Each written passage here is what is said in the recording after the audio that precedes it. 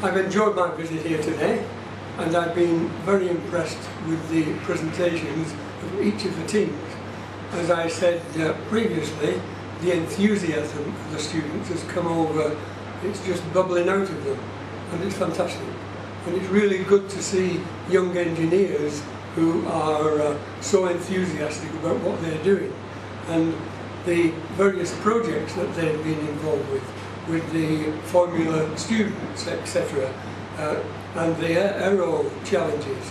They are so passionate about getting them right and about progressing in the future, and in fact in winning the competitions eventually. And these competitions are international competitions, and they will be competing against teams that are in universities that have been doing these challenges for maybe 20 years, and some of them have never won it. And with the right enthusiasm and the right dedication, and looking at the various shortcomings of the current design and learning from it, finding out what they should have done, looking on the internet, contacting companies, looking at designs of cars and aircraft from the past, from other students that have done in years gone by, looking at the winners to see what they did and how they win. That is always a very good lead to getting it right. And if they look at each individual areas where they've got shortcomings, like the steering, the suspension, etc., and learn how others have done it and got it right, learn from Formula One.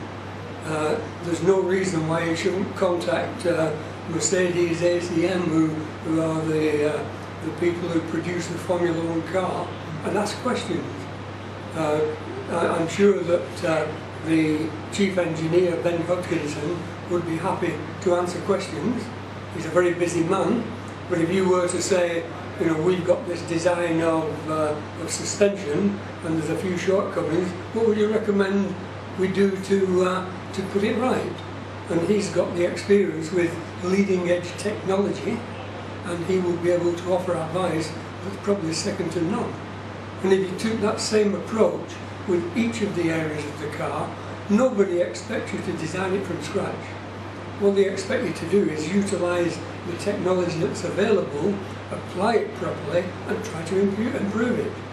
And that's the way, you know, I always say, and you've heard me say this example over the last couple of days, when Rolls-Royce want to design a new engine, they don't give someone a blank sheet of paper and say, we want a new engine to that spec. They look at the technology they already have, the engines they already have, and they look at what they're trying to improve. It might be increased thrust, it might be noise, it might be fuel consumption. Whatever it is, they look at those parts of the engine and then come up with a design that will reduce or improve accordingly. And that's what you should do with your project. Learn from others. Nobody expects you to design it from scratch. It's like redesigning the wheel, isn't it? You wouldn't do that. So I've been impressed with today. I've been impressed up to now with my entire visit here to Pakistan, and I wish you all all the success in the world. You deserve it. With that sort of enthusiasm, you deserve to win, and I would certainly encourage that and endorse what you're doing. I think it's fantastic. And with regard to the institution, it would be welcomed in the institution if you were to do more of this and introduce other projects. Funding will probably be available, because there's all sorts of pockets of money within the institution for projects, for innovation, for helping young people and so on. And if you came up with the right ones, money would be available. So that's always worth considering. With regard to the membership of the institution, there seems to be quite a good desire to become members from the people I've seen.